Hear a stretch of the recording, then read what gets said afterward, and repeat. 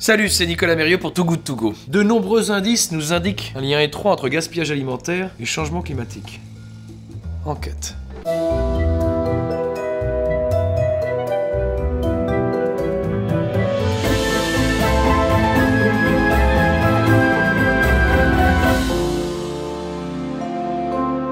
Alors avant d'attaquer dans le vif du sujet, laissez-moi vous faire un petit rappel. Concrètement, c'est quoi le changement climatique? Non mais c'est vrai parce que tout le monde en parle, mais c'est dû à quoi? Attention, c'est le moment, c'est pas sorcier de l'émission.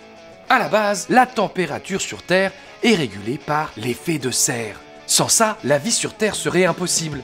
Et là vous me dites, sympa l'effet de serre, et vous avez raison. Mais le problème, c'est qu'avec l'industrialisation et les énergies fossiles, on s'est mis à produire d'énormes quantités de gaz à effet de serre, ce qui accélère le changement climatique. Et ça, c'est moins sympa, parce qu'aujourd'hui, près de 60% des émissions de CO2 restent stockées dans l'atmosphère, et seuls 40% sont absorbés par les terres et les océans. Le dernier rapport du GIEC nous indique que nous devrions réduire nos émissions de gaz à effet de serre d'au moins 50% d'ici 2030 si nous voulions respecter les 1,5 degrés de réchauffement climatique. Autant le dire, on a du pain sur la planche. Maintenant que tout est clair, intéressons-nous plus précisément au gaspillage alimentaire. Tout d'abord, il faut savoir que l'agriculture représente près d'un quart des émissions de gaz à effet de serre mondiales quand on inclut la déforestation. Mais ce n'est pas tout. La vie d'un aliment est une succession d'étapes et chaque étape demande une grande quantité d'énergie. Dans les champs, dans les transports, dans la grande distribution, chez le consommateur et enfin dans les usines de traitement des déchets.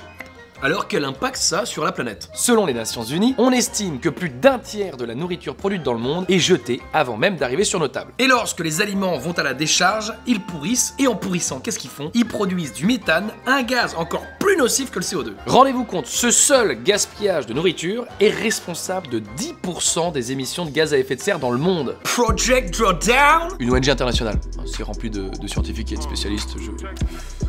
Je sais pas pourquoi j'ai cru que c'était un groupe de rap, je me suis enflammé, pardon. Eh bien ces gens-là, ils estiment que la réduction du gaspillage alimentaire serait la solution numéro uno pour combattre le changement climatique. Alors qu'est-ce qu'on attend?